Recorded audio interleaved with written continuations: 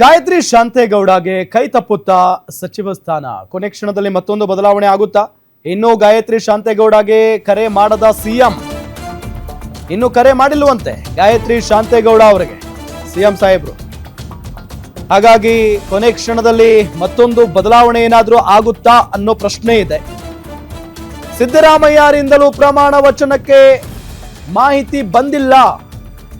ಪ್ರಮಾಣ ವಚನ ಸ್ವೀಕರಿಸಿದಂತೆ ಅಂದ್ರೆ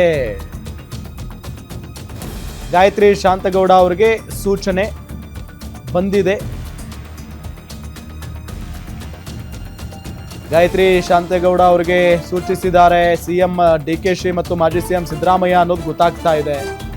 ಉಸ್ತುವಾರಿ ಸುರ್ಜೇವಾಲಾಗೆ ಸಿದ್ದರಾಮಯ್ಯ ಫುಲ್ ಕ್ಲಾಸ್ ತೆಗೆದುಕೊಂಡಿದ್ದಾರೆ. ನಾನು ಗಾಯತ್ರಿ ಹೆಸರು ಹೇಳೇ ಇಲ್ಲ ಅಂತ ಸಿದ್ದರಾಮಯ್ಯನವರು ಹೇಳ್ತಾ ಇದ್ದಾರೆ. ನಾನು ಉತ್ತರ ಕರ್ನಾಟಕದ ಕುರುಬರಿಗೆ ಕೊಡಿ ಅಂತ ಹೇಳಿದ್ದೆ, ನೀವು ಗಾಯತ್ರಿ ಶಾಂತೇಗೌಡಗೆ ಕೊಟ್ಟಿದ್ದು ಸರಿಯಲ್ಲ.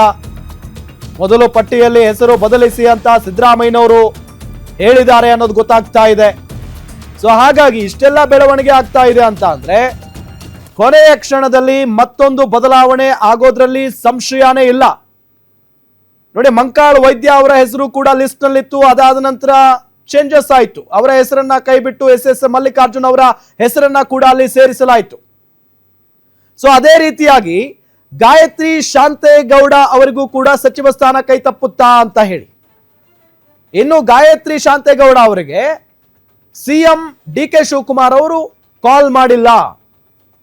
ಈಗ ಪ್ರತಿಯೊಬ್ಬ ಸಚಿವರು ಯಾರೆಲ್ಲ ಆಗ್ತಾ ಇದ್ದಾರೋ ಆ ಲಿಸ್ಟ್ ನಲ್ಲಿ ಯಾರೆಲ್ಲ ಹೆಸರಿದೆಯೋ ಅವರಿಗೆಲ್ಲ ಸಿಎಂ ಸ್ವತಃ ಕರೆ ಮಾಡಿ ಹೇಳ್ತಾ ಇದ್ದಾರಂತೆ, ನೀವು ಪ್ರಮಾಣ ವಚನ ಸ್ವೀಕರಿಸಬೇಕು ಇವತ್ತು ಅಂತ ಹೇಳಿ.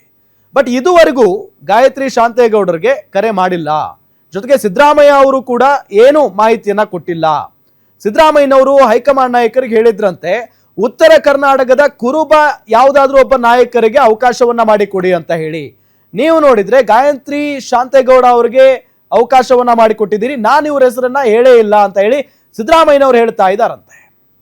ನೋಡಿ, ಈಗಾಗಲೇ ಸಿಎಂ ಡಿಕೆ ಶಿವಕುಮಾರ್ ಅವರು, ಮಾಜಿ ಸಿಎಂ ಸಿದ್ದರಾಮಯ್ಯನವರು ಇಬ್ರು ಕೂಡ ಸೂಚನೆಯನ್ನ ಕೊಟ್ಟಿದ್ದಾರಂತೆ, ನೀವು ಇವತ್ತು ಪ್ರಮಾಣ ವಚನ ಸ್ವೀಕರಿಸಬೇಡಿ ಅಂತ ಹೇಳಿ ಗಾಯತ್ರಿ ಶಾಂತೇಗೌಡ ಅವರಿಗೆ.